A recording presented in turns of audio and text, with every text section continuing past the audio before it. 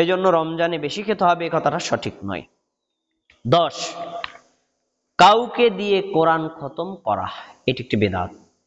আমি মসজিদের ইমাম বা খতিব, আপনি কোরআন পড়তে পারেন না, আপনি বললেন যে ইমাম সাহেব আমার বাবার জন্য এক খতম কোরআন পড়েন।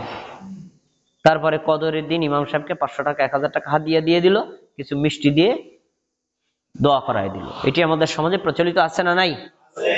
ইমাম সাহেব একজন মানুষ, এক রমজানে হাফেজ হলে সর্বোচ্চ নইলে 10 বারই খতম করতে পারে।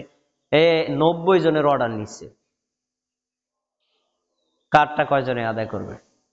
তাই ইমাম সাহেব খুব চালাক মানুষ, তিনবার সূরা ইখলাস পড়লে কি এক খতমের নাকি সবাই পার করে দিছে। এর কয় চোরের উপর বাটপারি। এর কি বলে?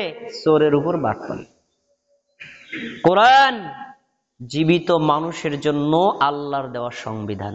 যে পড়বে সে নেকি পাবে, আপনি পড়বেন না আপনি কোনো নেকি পাবেন না। হ্যাঁ, তবে আপনার জন্য একটা অপশন আছে, আপনি যদি আমার তেলাওয়াতটা শোনেন নেকি পাবেন। কিন্তু আমি পড়লে আপনাকে নেকি দেওয়া হবে, আমি পড়লে আপনার বাবার কবরে পৌঁছে যাবে, এই থিওরি ইসলামী শরীয়তে নাই। অতএব অন্য কোনো মানুষকে দিয়ে অর্ডার করিয়ে কোরআন খতম দেওয়া এটি একটি বিদআত, যা দীর্ঘ বছর যাবৎ পর্যন্ত বাঙালি সমাজে প্রচলিত হয়ে আছে। তারপরে কোরআন তেলাওয়াতের নেকি বকশানো।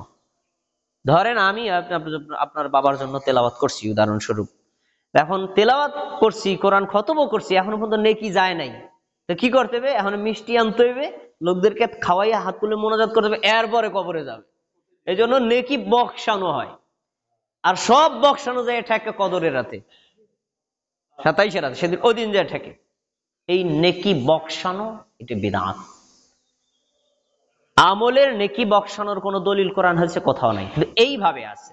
আল্লাহ আমি কোরআন তেলাওয়াত করেছি, কোরআন তেলাওয়াত একটি নেক আমল, আপনার সন্তুষ্টির জন্য করেছি, এই নেক আমলের ওসিলায় আমার বাবার কবরে আযাব মাফ করেন, এইভাবে। কিন্তু পড়ছি ওনার বাবার কবরে পৌঁছে দেন, এটা কোথাও এই দোয়া নাই। এইভাবে নেকি বকশানো এটি একটি বিদআত। 12, মৃতের জন্য কোরআন পড়া বা পড়ানো। আপনি কোরআন সাধারণভাবে পড়বেন, আপনারা বাবার সন্তান, আপনি বাবার সন্তান হলে আপনি যত নেক আমল করবেন আপনার বাবা নেকি পাবে, যত নেক আমল করবেন নেকি পাবে। আপনার এইভাবে পড়ার দরকার নাই যে আমি এই সূরাটা পড়লাম আমার বাবার কবরের উদ্দেশ্যে, দরকার নাই, আপনি পড়লেই নেক আমল নেক সে পাবে। এখন এই যে মৃত ব্যক্তির জন্য কোরআন পড়া বা পড়ানো, এটা আমাদের সমাজে ব্যাপক হারে প্রচলিত আছে। এ বিষয়ে আহলে হাদিসদের ফতোয়া আপনার দরকার নাই, আমি আপনাকে হানাফি মাযহাবের একজন বড় আলেমের কিতাবের রেফারেন্স দিচ্ছি। পাকিস্তানের বর্তমান বড় আলেম তাকি ওসমানী, তার বাবার নাম হলো এই শফি, মুফতি শফি। উনি একটা তাফসির লিখেছেন, তাফসিরে মাআরিফুল কোরআন। এটা সৌদি থেকে প্রিন্ট হয়েছে, আবার বাংলাদেশ ফাউন্ডেশন থেকেও প্রিন্ট করেছে। সৌদি থেকে যারা প্রিন্ট করেছে প্রায় বাংলাদেশের সকল মসজিদে একটা একটা করে হাদিয়া দিয়েছিল।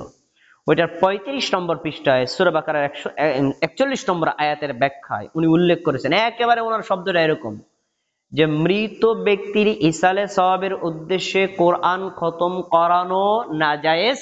একেবারে হুবহু এই শব্দ, দেখেন আপনি না পাইলে আমার ধরবেন, এই শব্দটা আছে না নাই, নাজায়েজ। এরপরে বলেছেন যে কোরআন খতম করে আর যে কোরআন খতম করায় উভয়ই গুনাহগার, অতএব মৃত ব্যক্তির কবরে পৌঁছাবে কি? একেবারে এই প্রশ্নই উনি করেছেন। গুনাহগারটা উভয় করলে তো মৃত ব্যক্তির কবরে পৌঁছাবে কি, একেবারে শব্দে স্পষ্ট উল্লেখ করা।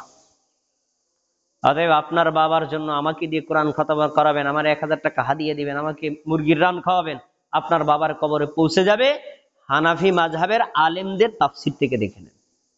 অতএব এটা বিদআত, এটা করানো যাবে না। ঠিক 14 নম্বর, কোরআন খতমের বিনিময়ে খাদ্য খাওয়ানো, এটাও বিদআত। বরং এগুলো সব সুন্নাত হলো কোরআন নিজে পড়া, অথবা আপনি পড়তে না পারলে কেউ পড়লে আপনি শুনবেন।